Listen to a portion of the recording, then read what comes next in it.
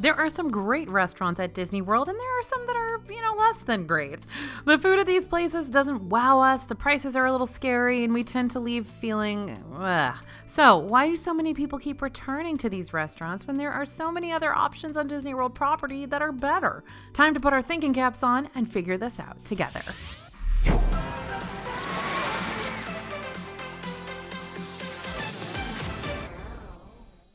Hey everybody, it's AJ for Disney Food Blog. Today we're going to be talking about the worst places everyone eats in Disney World. Granted, these restaurants, whether they be quick service or signature dining locations, may not be our personal favorites on property, but they keep people coming back time and time again. So we're going to look at why we, as well as so many others, keep caving into the magnetic pull of these not so fantastic dining locations.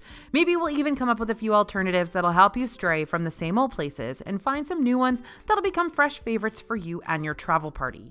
Starting out with one of my favorites, you guys know, I don't ever understand when anybody eats at this place, Sunset Ranch Market. Poor old Sunset Ranch Market over in Disney's Hollywood Studios. Now, this is located on the Sunset Boulevard Strip, and we've really never liked it. Sunset Ranch Market is a collection of counter service restaurants. Rosie's All-American Cafe, often seen as one of the best of the bunch.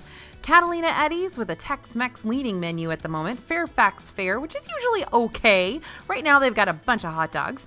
Anaheim Produce, a fresh fruit and Mickey pretzel stand. Nothing wrong with that. And Hollywood Scoops. Okay, maybe this is the best of the bunch, because who can turn down hand-scooped ice cream? Now, the meals here have never wowed us. You're going to find some standard options like cheeseburgers and chicken strips, with the addition of some more innovative options in recent months, like a surprisingly tasty plant-based lobster roll from Rosie's All-American Cafe. And they've had some fried green tomato sandwiches here before. They had onion petals for a little bit, but usually it's going to be, hockey puck burgers and puffy pizza. But eating at Sunset Ranch Market can be miserable because of the atmosphere alone. It is hot. It is all outdoors. So you're either going to be in the middle of super, super, super, super, super hot Orlando, you're going to be in the middle of pouring rain, or it's going to be cold. Now, there's really no relief from the Orlando sun around this area. They've got some umbrellas and some cover for the tables, but there's no AC anywhere. So you're just going to take the elements as they come while gnashing on your chili cheese dog. So why does seemingly everyone eat here? Well, here's why. Convenience. After you're done screaming your heart out on Tower of Terror or Rock and Roller Coaster, you're hungry, right? You went into Hollywood Studios in the morning, you went right down Sunset Boulevard, you rode those two rides, and now it's time for lunch. Well, Sunset Ranch Market is right there. It's the first thing you see, and it's going to give you that quick service food quickly. Now, there aren't a lot of options available on the menu, but the options are decent enough for picky eaters, and again, it's the first thing you see. So, if you're wanting a more adventurous selection of fast foods in Hollywood Studios, you're going to want to do your research. Consider trying Ronto Roasters over in Star Wars Galaxy's Edge instead, or even Docking Bay 7. If you've just gotten off Rock and Roller Coaster, you're gonna have to walk a bit further than Sunset Ranch Market, sure, but it'll be worth it, at least we hope so. We sure do like it. Ronto Roasters has those famous Ronto wraps made with roasted pork, grilled pork sausage, peppercorn sauce, tangy slaw, all wrapped up in a nice warm pita bread for $12.99. There's also a vegetarian Ronto wrap made with grilled zucchini that, depending on the day, we sometimes love even more than the pork version. But if you're not that adventurous, take a stroll over to Backlot Express in the Echo Lake area of the park. This is close to Star Tours and seems like an unassuming building, but it's more than its front facade lets on. Backlot Express has indoor seating with some fun backstage props to add atmosphere to the area, but it also has those standard menu items that are great for picky eaters. You're going to find something for everyone there, and it's a lot better quality, we think, than you're going to find over at Sunset Ranch Market. It may not actually be better quality, but you get to sit indoors in the air conditioning, and that makes it better. So the moral to this story, don't just go to the first place you see. Watch DFB, buy our books, follow us on our newsletter and our blog and our Instagram so you know the places where you're going to get good food and a good atmosphere that's not going to cost too much money. Don't just go to the first place you see. It breaks my heart every time I see a family standing in line at Sunset Ranch Market when it's just so hot and they're just sweating to death. I just want to go up and say, no, go to Backlot Express. You can sit indoors, AC. It's great. Honestly, it's one of the main reasons I do this job is to keep people from going to Sunset Ranch Market when they don't have to. That sounds awful, but it's true. Okay, next thing we're going to talk about, I think this is going to be a surprise for some of you, but hear me out. Starbucks. Is this a hot take? Possibly. All of the Disney World parks have Starbucks locations, which is great, sure, but come on, you probably have one back home, so give Starbucks a break for a second. The Starbucks locations in Disney World are crowded. You guys, the lines take forever and a day. Sometimes the line's going to take you longer to stand in than it's going to take you to ride a ride in Disney World. And the food is the same stuff you're going to get at home. Bagels, breakfast sandwiches, pastries, this literally the same stuff. Like I can get the same cake pop that I can get in Magic Kingdom in my grocery store at home because it's the same stuff. It's just Starbucks. Now you're going to want a unique drink and snack that's exclusive to the Disney parks, or at least not something you have at home. So maybe give Joffrey's a chance. Now Joffrey's locations are also located all throughout the parks and around Disney World property. Most locations have coffee, of course, but some, like the one in Disney's Animal Kingdom over in the Asia area, specialize in teas, and others, like the location in Disney Springs close to the World of Disney Megastore, specialize in smoothies. Now, Joffrey's is where you're going to get those giant Donut King donuts that are truly, truly delicious.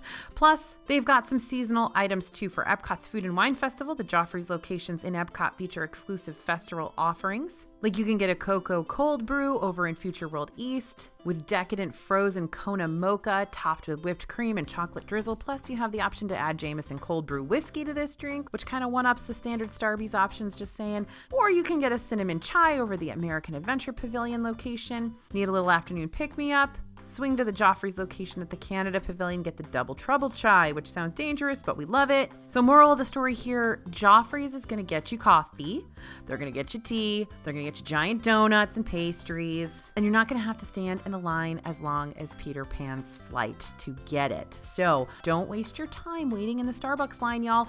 Get coffee someplace else.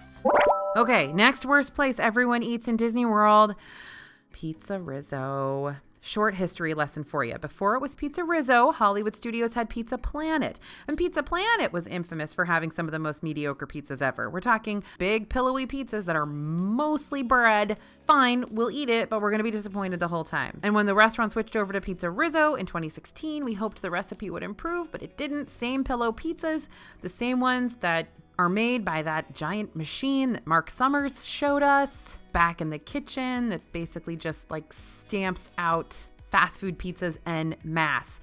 Now, so many people go here because it's pizza. Pizza is easy. Kids typically enjoy cheese or pepperoni pizza.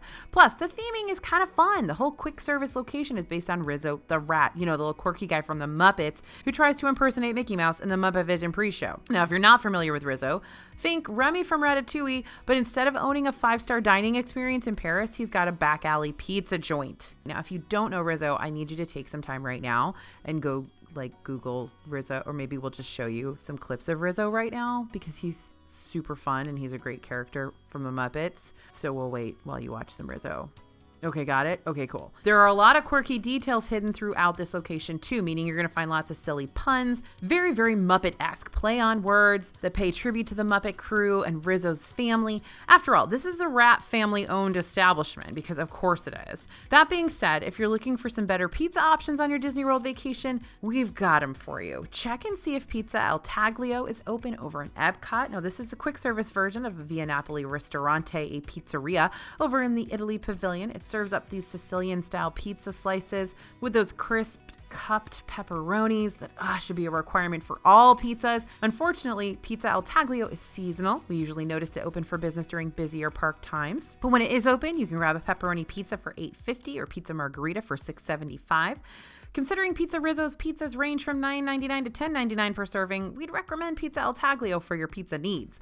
Or if you've got the time to sit down, enjoy a table service meal, try hitting up Via Napoli. They got unique pizza selections, classy atmosphere, and are open way more often than their quick service counterparts. Okay, we've been saying the word pizza so much that it's starting to sound weird, but also other options for you here. Disney World lounges often have flatbreads. Flatbreads are pizzas, and pretty much all lounges have them. So if you need a place to eat with no advanced dining reservation, choose one of those lounges. All the hotels have them, all the parks have them, except for Magic Kingdom, but they're gonna have flatbreads. It's gonna be better pizza. By the way, if you are in Magic Kingdom, go to Pinocchio Village House. They got some decent flatbreads too. Pizza Ponte in Disney Springs is also a good stop if you like those thick Sicilian-style slices, or swing by Blaze Pizza for completely customizable pizza options.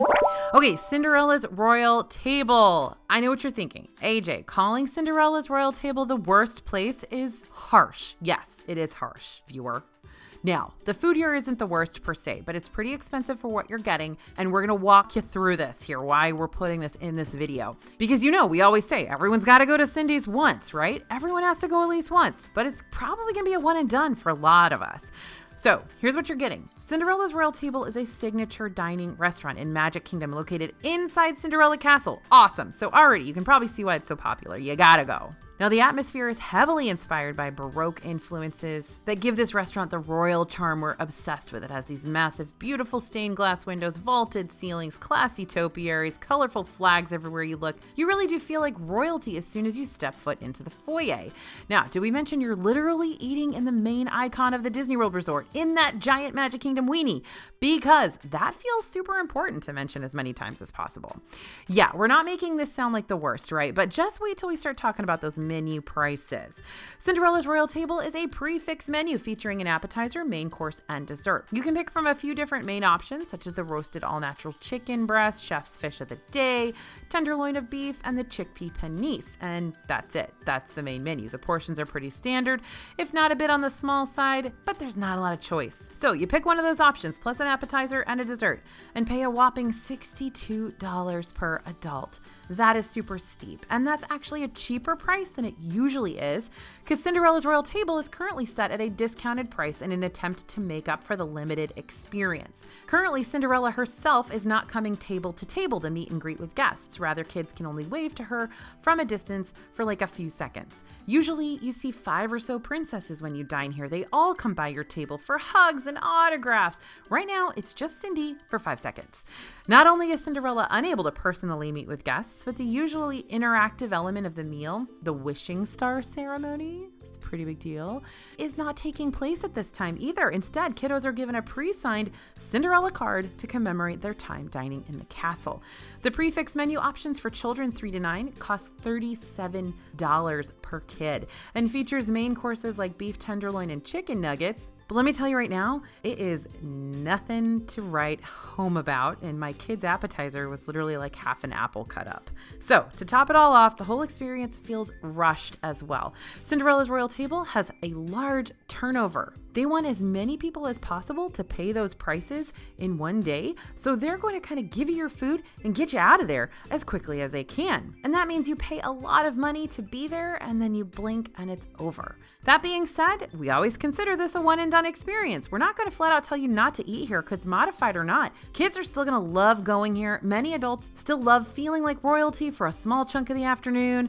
The atmosphere is charming and creates lifelong memories for you and your travel party. You can tell all the other moms in your mom's group that you went to Cinderella's Royal Table and be really, really famous.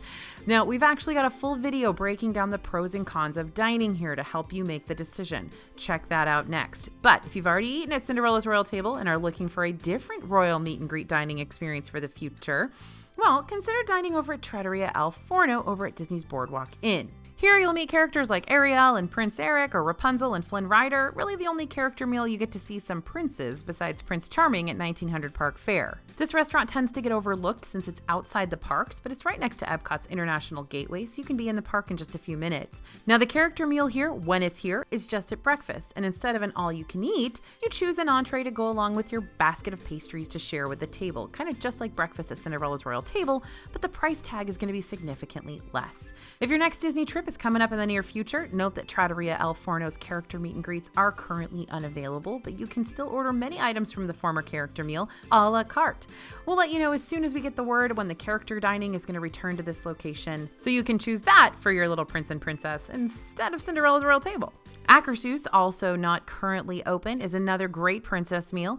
You get to see a lot of the same characters you might meet at Cinderella's Royal Table without such a huge price tag, but you're still inside a park, in this case Epcot, and you're still in a castle. But if you want something with Cinderella's royal table level of atmosphere and you're not dead set on meeting princesses, Be Our Guest restaurant, also in Magic Kingdom, is a great option. The restaurant's like stepping into Beauty and the Beast. You can dine in one of the 3 rooms inside the Beast's castle, and you'll get to see him walking around. All right, number 5, Cosmic Ray's Starlight Cafe. Now, this is painful because I love this restaurant, but when you think theme park food, the options over at Cosmic Ray's Starlight Cafe in Magic Kingdom are the types of food you think of first. Sunset Ranch Market kind of thing. Hamburgers, hot dogs, chicken tenders, the huge. Now, the only standout item here is the Cheshire Cafe Cattail for $5.49. This is a puff pastry twisted with chocolate and drizzled with pink and purple icing. It's a nice fluffy afternoon sweet treat, but it's not always available at this location. Now that the Cheshire Cafe, official home of the Cheshire Cattail, has reopened, we're going to be on the lookout for a new sweet reason to visit Cosmic Ray's. Sorry, we're just really passionate about the Cheshire Cattail, apparently. Back on track now. Aside from the Cheshire Cattail snack, the main menu options at Cosmic Ray's leave something to be desired. Now, the atmosphere here is also kind of blah when compared to the epic theming surrounding so many other Disney World dining locations. It feels kind of food courty without the food court options, if that makes sense. But I know you want me to talk about Sunny Eclipse, and I will. Give me a second. Now, so why do people eat here? Well, people eat here because it's the catch-all of quick service locations. It's huge, so there's places for everybody to sit. And if your travel party's having a hard time deciding on what they want to eat, then Cosmic Ray's is usually a safe fast food option that's not going to break the bank. As dull as the atmosphere may be, it's just kind of like Tomorrowland chic. The building is huge, it accommodates lots of guests, you're almost always guaranteed a seat, and there's air conditioning. Now, let's not forget the one, the only Sunny Eclipse. I told you I was going to talk about him. Sunny is an alien performer who brightens up this otherwise bland atmosphere with the musical stylings of his astro organ. Now, if you are eating here, then please take a minute to listen to Sunny. He's not only a very talented performer, but he's got quite the intergalactic backstory to share. If you're not into alien musicians, you may want to head on over to another quick service location in Tomorrowland, Tomorrowland Terrace. Now, what Tomorrowland Terrace also currently has is a menu full of seafood-styled options like the lobster roll, the fried fish platter, the fried shrimp platter, and the chicken breast nuggets. But you may ask, why does the menu of a space-themed fast food restaurant have so many seafood options? Because they're currently housing the options of Columbia Harbor House, which is our favorite fast food restaurant in Magic Kingdom.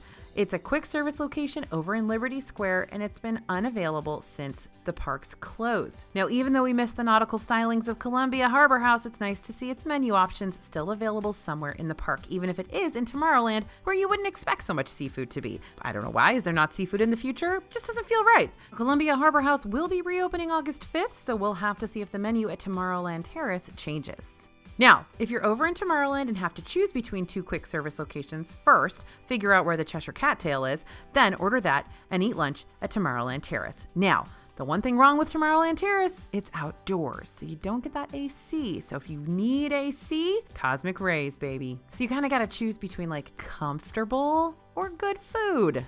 Yeah. All right, next worst place everyone eats in Disney World. We are going to talk about Tony's Town Square Restaurant. Tony, what are we going to do with you? Okay, Tony's Town Square Restaurant is a table service dining location on Main Street, USA with an Italian-inspired menu. But when I say Italian-inspired, I really mean like Olive Garden, but a little bit less good than Olive Garden. Now, I'm not knocking Olive Garden. I love Olive Garden, but you might want something with a little more going on if you're paying Disney prices, right? So why does everyone seem to eat here? Well, there are a few reasons. First up, it's not hard to get a reservation. Unlike Cinderella's Royal Table, where you'll have to make a reservation as soon as they become available to secure a seat for you and your group, you can usually make reservations for Tony's a few days out and still be able to snag a table. Also, if you or someone in your travel party is a huge Lady and the Tramp fan, the decor here pays homage to that film through its fountain centerpiece, wall decor, bathroom entrances. It's all about the dogs. This is also a fancy-ish table service restaurant that can still appeal to kiddos. So if you enjoy basic Italian food like fettuccine alfredo, spaghetti and meatballs, chicken parm, and want to eat a nice meal in the afternoon or evening, then Tony's Town Square makes sense for you to make a reservation for. Also, Tony's Town Square is the first thing you're going to see when you walk into Magic Kingdom. It's the first restaurant you come across. So if you walk into Magic Kingdom and you're hungry, people are going to go here. However, if you're not afraid of being a little more adventurous with your table service dining options, you may want to try Skipper Canteen instead. Skipper Canteen is located in Adventureland and is themed around the popular Magic Kingdom attraction, the Jungle Cruise. There's a whole backstory woven throughout the decor of this restaurant based around the Society of Explorers and Adventurers, which is a whole other topic that we're going to have to save for a later date. Now, the menu options here are just as adventurous as the restaurant's atmosphere. Steak with chorizo hash, vegetable curry, Thai noodles, noodles, marinated pork, a whole fried fish, and fried chicken make up the menu currently. So as long as you aren't traveling with the world's pickiest eaters, you'll be able to find something for everyone. And don't forget the kungaloosh dessert. The kungaloosh is an African-inspired chocolate cake with caramelized bananas served with cashew caramel ice cream and topped with coffee dust, all for $9. It's not really that great, but kungaloosh is famous, of course, as the exclamation we all say at the Long Lost Adventurers Club in Pleasure Island in downtown Disney. So if you have any sort of backstory with that, or if you care about the past, the kungaloosh dessert will be important for you. Okay, number 7 on our list of the worst places everyone eats in Disney World, San Angel, however you want me to say it. San Angel in Restaurante. There are 3 different San Angel dining options in Epcot's Mexico Pavilion. San Angel in Restaurante is the dining option located inside the Mexico Pyramid, and it's the location we like the least, but it's the one most people are going to go to. Now, the food is very inconsistent at this restaurant. Sometimes we go and think, wow, this place has really turned itself around. And then we'll go again and the portions will be smaller and the prices will be hiked to high heaven, or the steak will be overcooked, or the side dishes will be bland. Honestly, the quick service restaurant outside the Mexico Pyramid, Cantina de San Angel, has more consistent quality with its fast food Mexican cuisine for almost half the cost. So, not to jump the gun or anything, but we'd probably recommend eating at Cantina over the San Angel in Restaurante if you're looking to satisfy your taco or quesadilla cravings. But even guests who know that the quality of the food is inconsistent at San Angel in Restaurante still find themselves eating there nonetheless. Why? Because the atmosphere is gorgeous. I mean, can we just take a moment and appreciate that view? The dimly lit riverside, the candlelit tables, the blue lit Mexico Pyramid. The atmosphere is romantic, breathtaking, peaceful. We love how this quiet setting gives you a break away from the hustle and bustle of the park. So if you just want a break from the park and don't mind paying the price for food that could be just okay depending on the day, then by all means, book a table. One of our favorite things to order here is the signature San Angel Inn Margarita for $22. Just be warned, the margs here are tasty, but they're also super strong, because that's one thing that all the Mexico restaurants do right in Disney World: tequila. Now, if you want a sit-down Mexican dinner, we've had great experiences at the 3rd San Angel, Hacienda de San Angel. This one is right on the water of World Showcase Lagoon, making it a great reservation to grab come fireworks time if you're able to secure a window seat. Both restaurants are owned and operated by the same restaurant group, but there seems to be a little more authenticity and care put into the menu at Hacienda. It is a little more upscale, a bit more expensive, but we've had better meals here across the board. Okay, number 8, bless your heart, Rainforest Cafe. There are 2 places you can eat at the Rainforest Cafe on Disney World property. One is over at Disney Springs. You can't miss it. It's got the active volcano that goes off every 30 minutes. And the other is at Disney's Animal Kingdom right before you enter the park. Both of them are pricey. Maybe the prices could be justifiable if the food was more memorable. But even the fried cheese didn't impress us here. The mozzarella appetizer tastes like the kind you'd find in a box at the grocery store and pop in the oven for 10 to 12 minutes at 350 degrees. Totally not reading that off a mozzarella stick box I currently have in my freezer at BTW. Now, Rainforest Cafe has a similar symptom to Starbucks. It's a chain restaurant. No, it's not as prominent as Starbucks, but Rainforest Cafe is not Disney World exclusive, so you're not really getting a unique Disney dining experience here. That being said, it's a ton of fun for the kids. Around the restaurant, you're not only going to find yourself immersed in a rainforest, but you're also going to be surrounded by tons of animatronic animals. We're talking elephants, gorillas, lions, even a boa constrictor dangling from the ceiling that kind of freaks us out. Lightning storms rattle the restaurant every so often during your meal and cause all the animatronic animals to go berserk.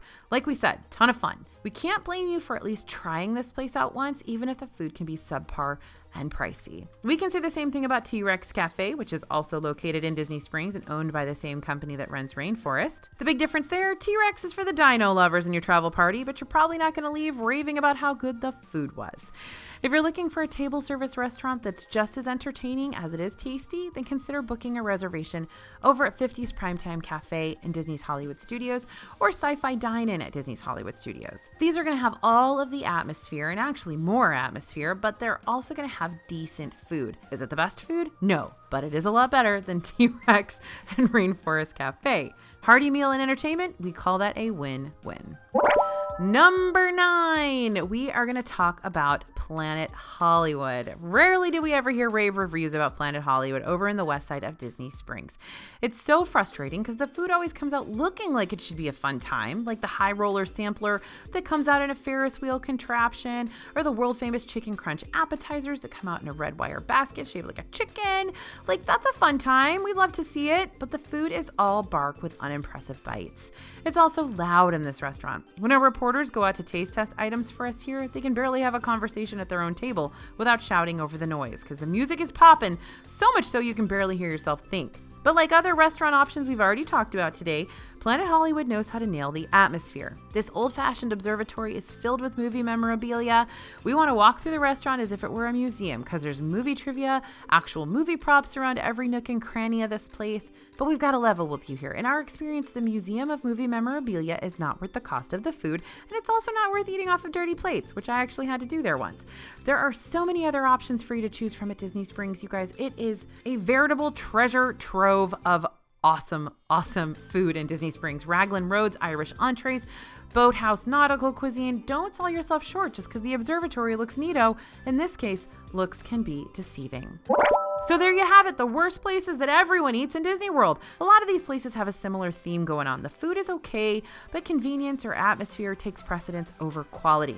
But you don't have to settle for mediocre food on Disney World property. You can still find quick service locations that provide the same speedy service with better options. Or you can find some fun-themed atmosphere and storytelling at restaurants with, again, better food. The choice is up to you, but if you're looking for further guidance and recommendations, you can always pick up our 2021 DFB guide, which is filled with other tips and tricks to help you figure out the right restaurants for you and your travel party to eat at during your upcoming Disney World vacation. You're going to find that guide that's packed with over 800 pages of everything I know about Disney food, all of my recommendations, in-depth dining knowledge, 20 years of information, along with our other snack and Epcot Festival guides over at dfbstore.com. Don't forget to use promo code YouTube for a discount. So I hope this is helpful, y'all. Let us know in the comments what you think. I'm sure some of these are your favorite restaurants, and we can't wait to hear your personal experiences with them. Thank you for listening. Thanks for watching. As always, this is AJ for Disney Food Blog, and we'll see you real soon.